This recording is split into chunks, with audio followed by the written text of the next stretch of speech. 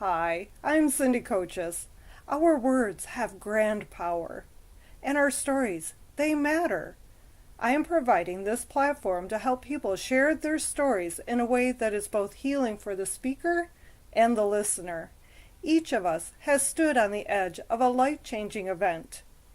Odds are you're there right now.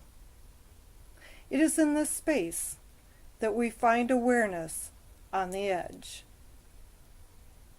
I interviewed Sabrina Fritts for the cover article titled Living in Alignment in the Elements for a Healthier Life magazine that published on May 1st. Listen as she shares valuable insights and her pearls of wisdom.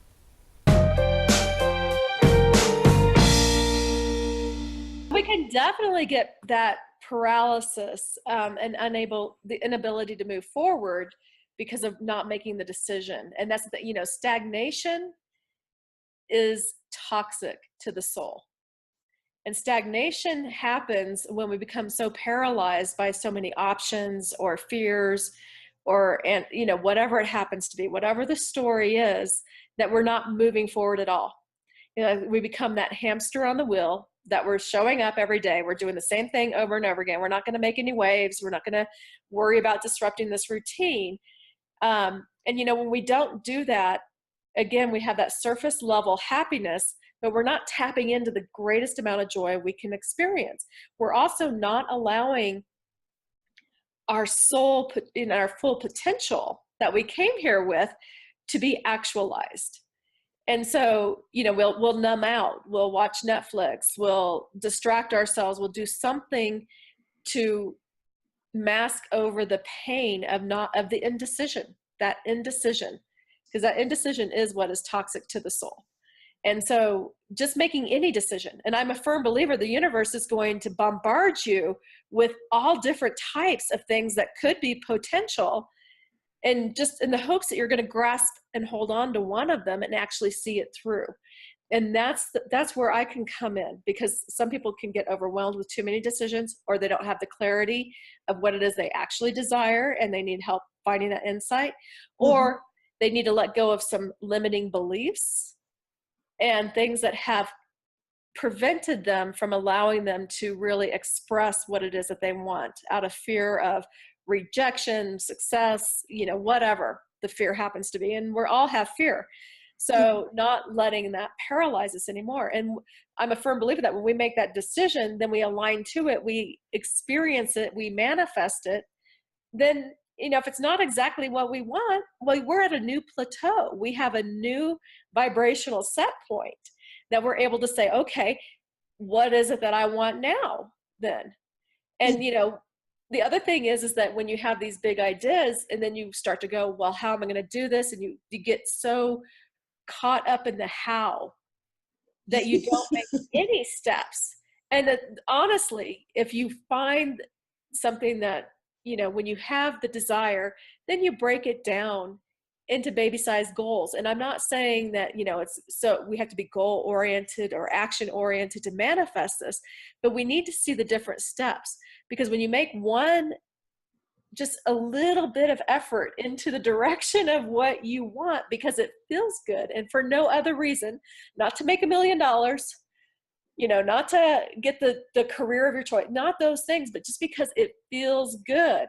Then you actually start to attract the resources that are needed to support you in expressing more and more of that.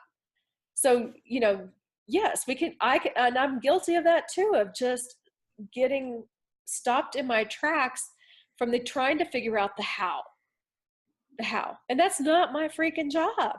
And when it's my job, and that's where I was in that typical life. I was very action oriented. How am I going to pay my bills? How am I going to raise my kids? How am I going to succeed at my husband's business? Whatever it was always the how, instead of just enjoying the process and enjoying the journey along the way. And far too often we'll find something that does bring us joy, and the immediate thing that we want to do is like, how do I make money doing this? And, we put the brakes on in that moment. In that moment, we put the brakes on the joy, because now we're trying to quantify it in a tangible way versus the fact of just appreciating it because it brings us joy, and then letting the universe work out all those other little stickly, prickly details of your abundance and where this money is going to flow and how it's going to come to you.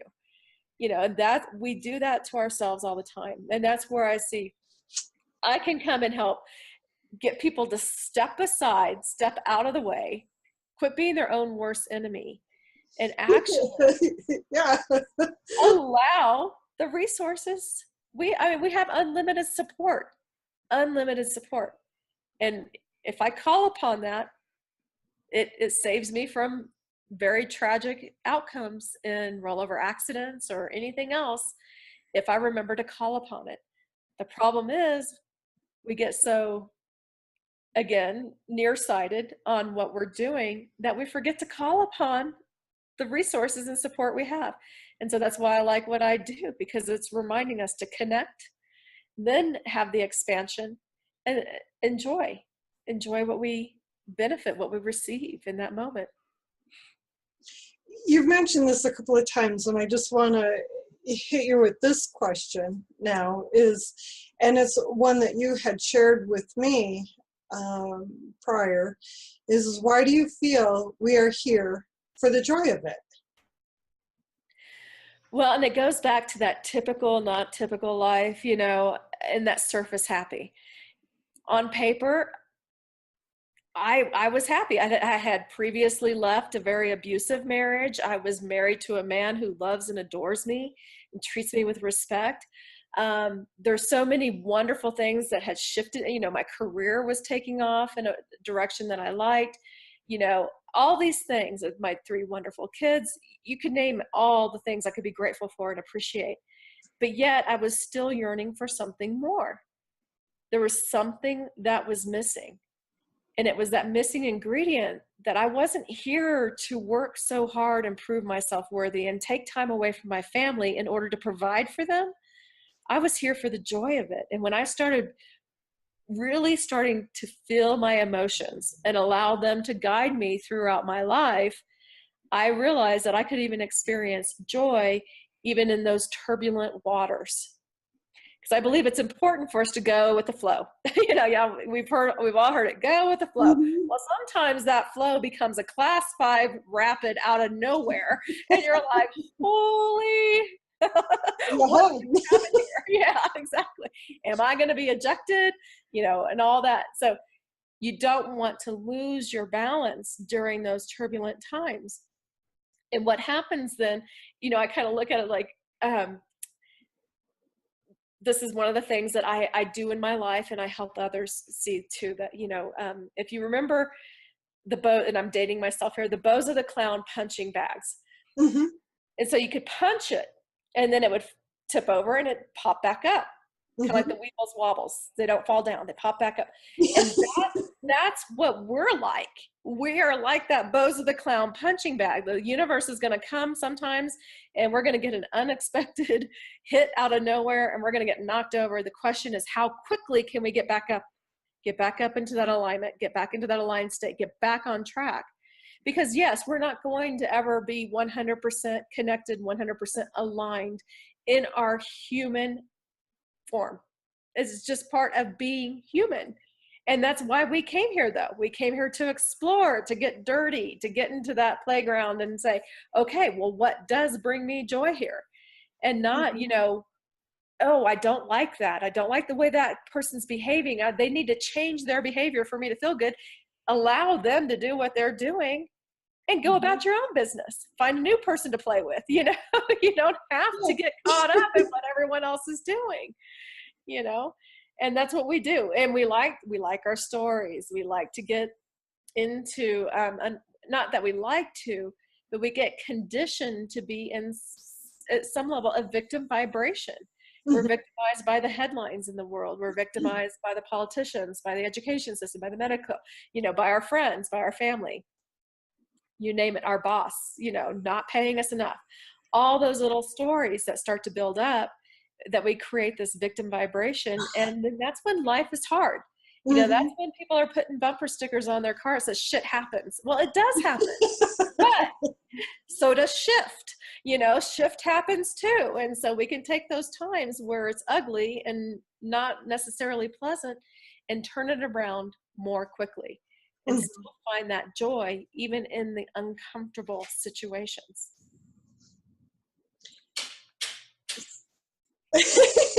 I don't know what that noise was, but that was That like, was my dog walking out the doggy door, finding her joy, probably going out to potty.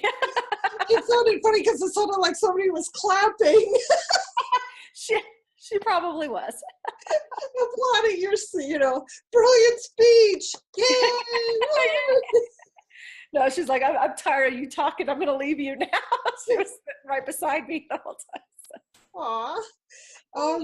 So the theme of the front covers for somehow, some way has always been making a difference.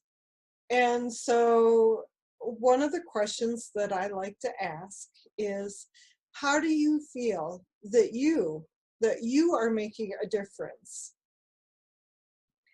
Well, I feel like one of the ways I make a difference is by sharing my shit.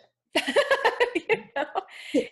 Being that storyteller, just not being afraid to kind of bear the struggles I've gone through to get me to this place of where I feel more confident in life, making my decisions, moving forward, making those changes. And again, helping people realize they can do that too. They can they can align, connect, and make those decisions and move forward with that kind of confidence. And Mhm. that's, I don't I don't know if we're all necessarily here destined for these amazing, amazing, amazing, amazing, really, really big, huge legacy lives. It's important to live our life in whatever that means in the manner that brings us the most joy. And, that can be staying at home, raising your children. That could be going out into corporate world and making more conscious decisions in corporations, making an influence there, or, volunteering in your local communities and making a difference that way. I think we all have this ripple effect when we find our own connection with who Mhm. we are and live that life or live our lives from that vantage point.